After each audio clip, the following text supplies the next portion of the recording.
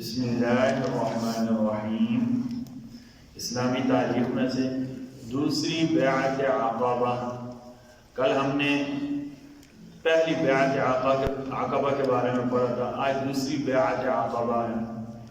مدینہ منورہ میں سیدنا مصعب بن عمیر رضی اللہ عنہ کی دعوت اور مسلمانوں کی اجتماعی کوششوں سے ہر گھر میں اسلام اور نبی کریم صلی اللہ علیہ وسلم کا مبارک تذکرہ ہونے لگا تھا۔ لوگ اسلام کی خوبیوں کو دیکھ کر ایمان میں داخل ہونے لگے تھے۔ 13 نبوی میں مصعب بن عمیر 70 سے زیادہ مسلمانوں پر مشتمل ایک جماعت لے کر حج کے لیے مکہ آئے۔ اس قافلہ میں مسلمانوں کے ساتھ ساتھ قبیلہ اوس اور خزرج کے مشرکین بھی تھے۔ نبی کریم صلی اللہ علیہ وسلم نے اپنے چچا حضرت عباس رضی اللہ عنہ کے ساتھ عقبہ نامی گھاٹی میں آ کر رات کے وقت مسلمانوں سے ملاقات فرمائی۔ حضرت عباس نے مسلمانوں کی جماعت سے کہا کہ میرے بھتیجے محمد اپنی قوم میں بڑے باعزت ہیں، ہم ان کی حفاظت کا خیال رکھتے ہیں، وہ تمہارے ہاں آنا چاہتے ہیں۔ اگر تم پوری حفاظت کرنے کا وعدہ کرو تو بہتر ہے، ورنہ ہمیں سیدھی سیدھی بات بتا دو۔ انصار نے کہا ہم نے آپ کی بات سن لی، آپ صلی اللہ علیہ وسلم بھی ہمیں کچھ کہیں۔ اس وقت آپ صلی اللہ علیہ وسلم نے قرآن کریم کی تلاوت فرما کر انہیں اسلام لانے کا شوق دلایا۔ پھر فرمایا کہ ہم چاہتے ہیں کہ آپ لوگ ہمارے ساتھی کو ٹھکانہ دیں، ان کی حفاظت کریں، رنج و غم، راحت، تنگ دستی، مالداری، ہر حال میں میری پیروی کریں۔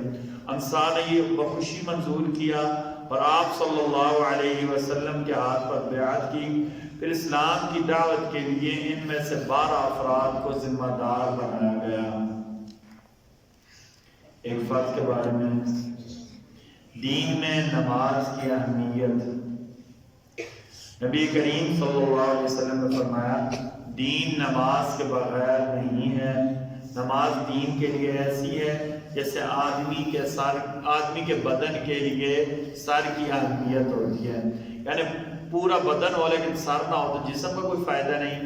ایسے ہی نماز کی اہمیت ہے اسلام کے لیے اور آدمی کے لیے۔ ایک سنت کے بارے میں، جنت میں جانے کے لیے دعا مانگنا۔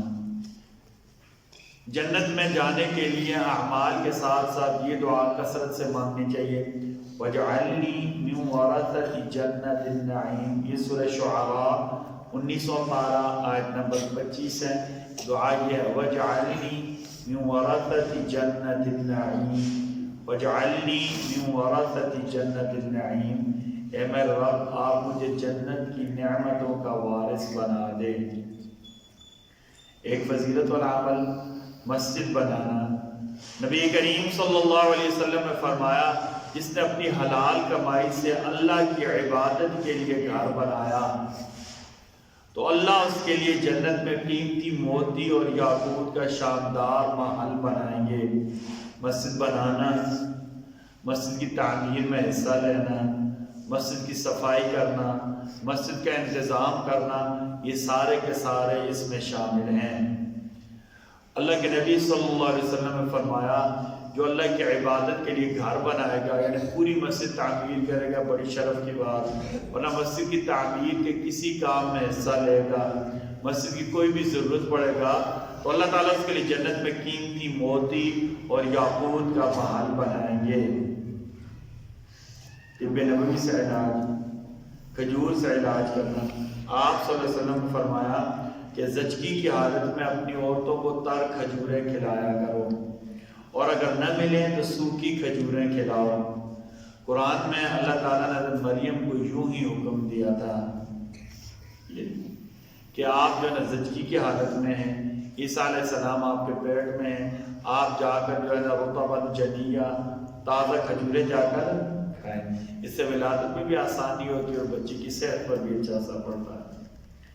نبی کریم صلی اللہ علیہ وسلم کی نصیحت، آپ صلی اللہ علیہ وسلم نے فرمایا عورت سے 4 چیزوں کی وجہ سے نکاح کیا جاتا ہے: اس کے مال کو دیکھ کر، اس کے خاندان کو دیکھ کر، اور اس کی خوبصورتی دیکھ کر، یا اس کی دینداری دیکھ کر، یعنی 4 وجہ ہیں۔ پھر آپ صلی اللہ علیہ وسلم نے فرمایا تمہارا بھلا ہو، تم دیندار عورتوں کو پسند کیا کرو، اللہ تمہیں کامیاب کریں۔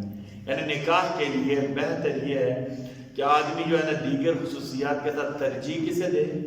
دینداری کو ترجیح دے، کہ میرا جہاں سے نکاح ہو رہا ہے وہ گھر دیندار ہے، جس سے میرا نکاح ہو رہا ہے وہ بھی دیندار ہے، نماز کی پابندی کرتی ہے، قرآن کی تلاوت کی پابندی کرتی ہے، ٹھیک ہے۔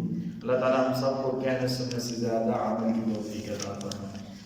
ہمارے بھائی ادریس صاحب بیمار ہیں نا، ان کی شفا کے لیے دعا کریں کہ اللہ اپنے فضل سے ادریس کٹر صاحب کو شفا دے دے۔ بسم اللہ الرحمن الرحیم، اللہم اشف مرضانا ومرضى المسلمین، اللہم اشف مرضانا ومرضى المسلمین، اللہم اشف مرضانا واكس عریانا وداوِ جرحانا، اللہم اشف مرضانا واكس عریانا وداوِ جرحانا برحمتک یا ارحم الراحمین۔ ویڈیو کے نیچے سبسکرائب کے بٹن پہ کلک کریں، بیل کے آئیکن پہ کلک کیجئے تاکہ ہر نئی ویڈیو کی نوٹیفیکیشن آپ کو مل جائے۔